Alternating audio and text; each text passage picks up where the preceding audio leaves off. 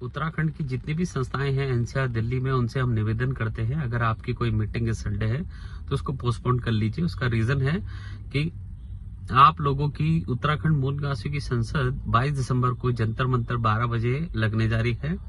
अब ये क्यों जरूरी है उस जंतर मंतर के इतने बड़े जनसभा में आपका आने के लिए? एक बात हम क्लियर कर दें, वो किसी सरकार के विरोध नहीं है, ना विपक्ष के विरोध है। वो इसलिए है क्योंकि हमें रिवर्स माइग्रेशन करना है। रिवर्स माइग्रेशन तभी हो पाएगा जब हमें पहाड़ में नौकरियां मिलेंगी, और वो नौकरी हमें तब मिलेगी जब पहाड़ पे 5th शेड्यूल लागू होगा, ट्राइबल स्टेटस मिलेगा।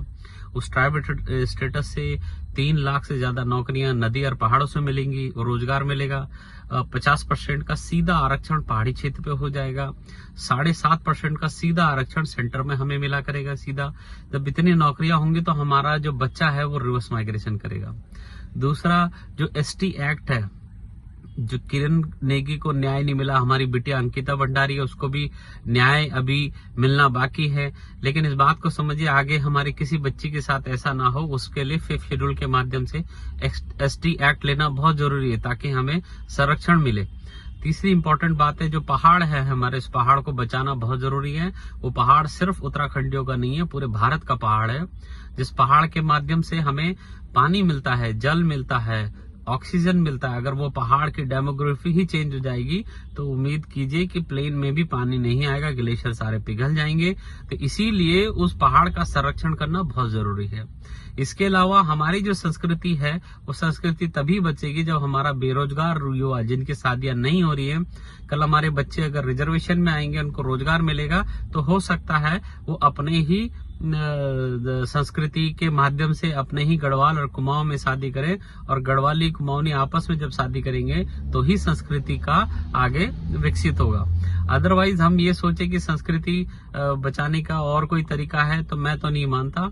और सबसे इम्पोर्टेंट बात जो मैं आपसे कहना चाहता हूँ कि घर वापसी की लड़ाई है। अगर हमें रोजगार के साथ घर वापसी मिलती है तो ये घर वापसी भी इसी के माध्यम से होगा। और हम तो यही कहते हैं कि देखिए, नाच गाना हमारी संस्कृति, ये गलत नहीं है, ये अच्छी बात है, हम अपनी संस्कृति फैलाते, पर हम इतने भी मगन ना हो जाएं इस चीजों में कि प्रोग्राम पे प्रोग्राम। मैं देख रहा हूँ लोग इतने मगन हैं आज की डेट में अपने प्रोग्राम में। अच्छी बातें करिए, लेकिन कम से कम 1 या 2 दिन साल में उन मुद्दों पे जो उत्तराखंड में उठ रहे हैं, 10-10 हजार भीड़ क्यों इकट्ठा हो रही है वहां? देखिए उत्तराखंडों में युवा क्यों आंदोलन कर रहे हैं, हमारी बेटियों के साथ क्यों घटनाएं हो रही है। कम से कम उस मुद्दे के लिए जंतर मंतर में सपोर्ट करने आइए। जंतर मंतर में उन विद्वानों को सुनिए, उन विभूतियों को सुनिए जिन्हें पद्मश्री अवार्ड मिला है, जिन्हें भारत सरकार से किताबें सम्मानित है। वो बहुत महान लोग उस मंच पे अपनी बात रखने आएंगे। वो कोई प्रोग्राम का मंच नहीं है जहाँ पे कोई गाना हो रहा हो या नाच हो रहा हो, ऐसा कुछ नहीं है।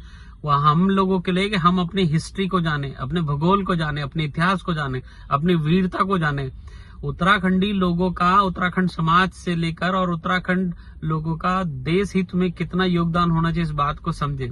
ऐसा ना हो कि हम देर हो जाए और उत्तराखंड का डेमोग्राफी चेंज हो जाए और हम बहुत लेट होने के बाद उसका 4th स्टेज कैंसर पे हम पहुंच जाए, फिर उसका निवारण ना हो। एक दिन जंतर मंतर 22 दिसंबर को आप सुनिए। मैं आपसे प्रॉमिस करता हूं, आप वो बातें सुन के जाएंगे उत्तराखंड के बारे में, आपको गर्व होगा अपना उत्तराखंडी होने पे। आपको इस बात की लड़ाई का एहसास हो जाएगा कि एग्जैक्टली हमें क्या चाहिए, हम घर वापसी कैसे करेंगे। तो सभी लोग कृपया करके 22 दिसंबर को दोपहर 12 बजे जंतर मंतर पहुंचे।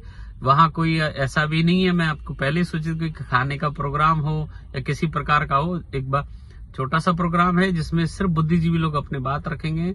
अपने समाज को जानिए, मजबूत करिए, यही हमारी ताकत बनेगा। इतनी बड़ी पॉपुलेशन दिल्ली निर्माण में होनी चाहिए थी, लेकिन आज हम कॉलोनियों के अंदर सिमट के रह गए हैं, संस्थाओं के अंदर सिमट के रह गए हैं, प्रोग्रामों के अंदर सिमट के रह गए हैं।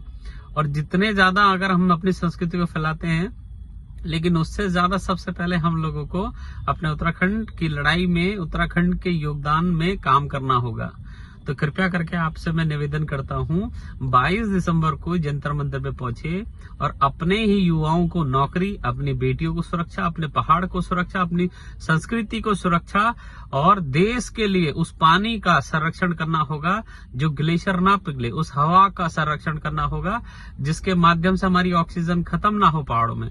तो सभी से निवेदन है, मेरे पूरे देश के भाइयों से भी निवेदन है कि अगर हम इस माध्यम से हम ये बोलते हैं कि उत्तराखंड बसाओ, सेव उत्तराखंड, सेव हिमालय, तो सिर्फ हिमालय का अधिकार हमारा नहीं है, पूरे देश का अधिकार है।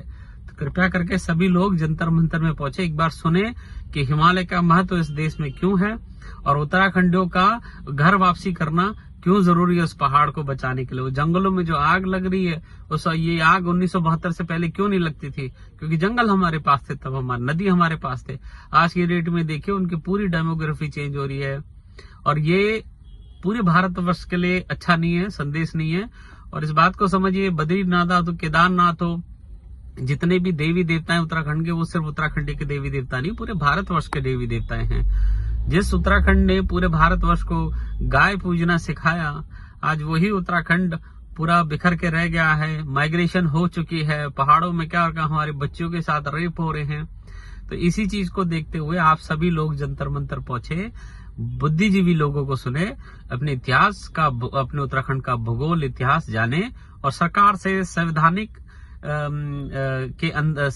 विचारधारा के अंदर रह के एक सही मांग के साथ उत्तराखंड में रोजगार के साथ घर वापसी करे। जय भारत, जय उत्तराखंड।